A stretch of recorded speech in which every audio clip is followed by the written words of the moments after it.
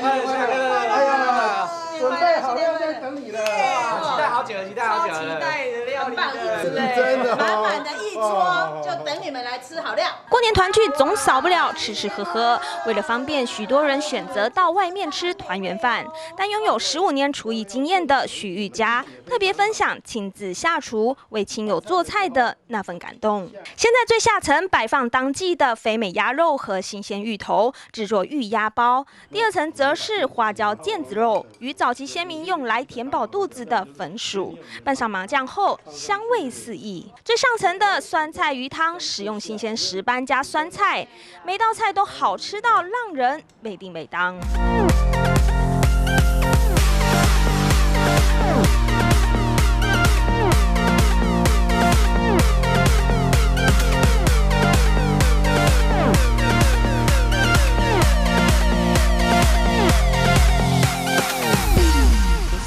那它酸菜它一样是非常有那个酸菜的味道，因为通常有些酸菜煮完它很酸，可是它又有汤汁，那又吃到那个鱼的鲜甜度，所以我觉得那个道鱼真的很好吃，而且鱼进去是像入口即化一样，它的味道很好，而且那个如果你煮的用锅子煮的，时间够的话，那个入口即溶那个鸭肉也非常好吃。家里头如果有老人的话，其实这一锅菜是非常适合他们吃的。亲手做年菜对现代人来说可能是种奢侈，但料理达人认为用对工具是关键。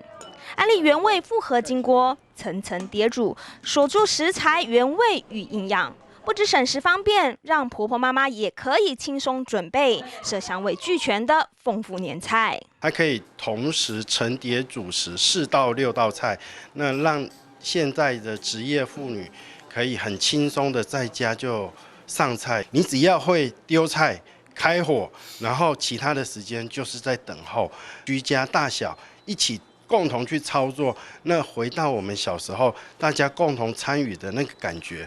好，可能烹饪的技巧我是不好的，可是因为透过这个锅子，我发现我可以轻松的做年菜，调味料的部分很少，然后可是都是我们刚刚喝的就是原味的那个汤汁的感觉。所以我今年我会选择这4道当做我的年菜料理。这4道年菜我觉得非常符合今年的气氛，因为都是当季的食材，而且很简单，层层叠煮。然后呢，这4道菜顺便也把我教会了，所以应该我也有机会可以煮给他吃的。使用好锅具，不止在健康美味和省时方便中取得完美平衡，更把过年围炉的温馨记忆通通找回来。新年快乐！安利新闻陈丽云、廖俊朝嘉义报道。